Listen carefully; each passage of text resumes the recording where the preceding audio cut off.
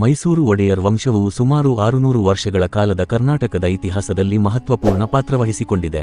ಅವರು ರಾಜಕೀಯ, ಸಂಸ್ಕೃತಿ, ಕಲಾ, ಸಂಗೀತ, ವಿದ್ಯಾಭ್ಯಾಸ ಮತ್ತು ಜನಸೇವೆಯ ಕ್ಷೇತ್ರದಲ್ಲಿ ಅಪಾರ ಕೊಡುಗೆ ನೀಡಿದವರು. 1399 ರಲ್ಲಿ ಯಶಸ್ವಿ ರಾಜನುಂದವಾಡ ಯದುವೀರ ಒಡೆಯರ್ ಎಂಬವರು ಮೈಸೂರಿನಲ್ಲಿ ಈ ವಂಶವನ್ನು ಸ್ಥಾಪಿಸಿದರು.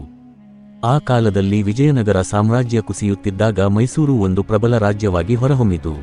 1610 ರಲ್ಲಿ ರಾಜ ಓಡಿ ಯದುವೀರ ಕೃಷ್ಣದೇವರಾಯನ ಕಾಲದಲ್ಲಿ ಮೈಸೂರು ನಗರದ ರಾಜಧಾನಿಯನ್ನು ಶ್ರೀರಂಗಪಟ್ಟಣದಿಂದ ಮೈಸೂರಿಗೆ ಸ್ಥಳಾಂತರಿಸಲಾಯಿತು.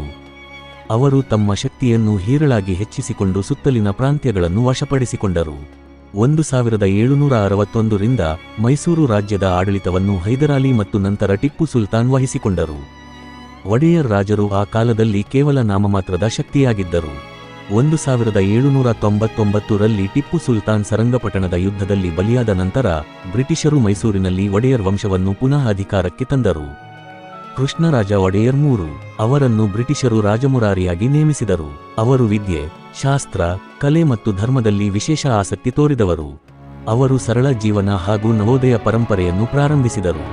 ಕೃಷ್ಣರಾಜ ಒಡೆಯರ್ IV 1894 ರಿಂದ 1940 ಮೈಸೂರು ರಾಜ್ಯವನ್ನು ಆಧುನಿಕ ಆಳ್ವಿಕೆಗೆ ಹೆಜ್ಜೆ ಇಟ್ಟವರು.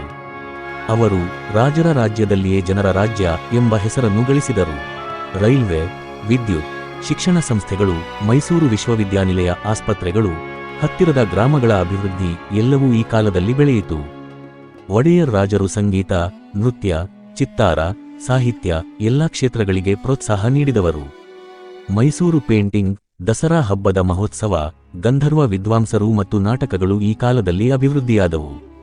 1947 ರ ನಂತರ ಮೈಸೂರು ಒಡೆಯರ್ ವಂಶವು ತನ್ನ ಆಡಳಿತವನ್ನು ಭಾರತದ ಒಕ್ಕೂಟಕ್ಕೆ ಒಪ್ಪಿಸಿತು. ಜಯಚಾಮರಾಜ ಒಡೆಯರ್ ಅವರು ಮೈಸೂರಿನ ಕೊನೆಯ ಮಹಾರಾಜ. ನಂತರ ಅವರು ರಾಜಕೀಯ ಹಾಗೂ ಸಂಗೀತ ಕ್ಷೇತ್ರದಲ್ಲಿ ಸೇವೆ ಸಲ್ಲಿಸಿದರು. ಇಂದು ಮೈಸೂರು ರಾಜವಂಶದ ಉತ್ತರಾಧಿಕಾರಿಯಾಗಿ ಯದುವೀರ ಕೃಷ್ಣದತ್ತ ಚಾಮರಾಜ ಒಡೆಯರ್ ಅವರು ಪರಿಗಣಿತರಾಗಿದ್ದಾರೆ.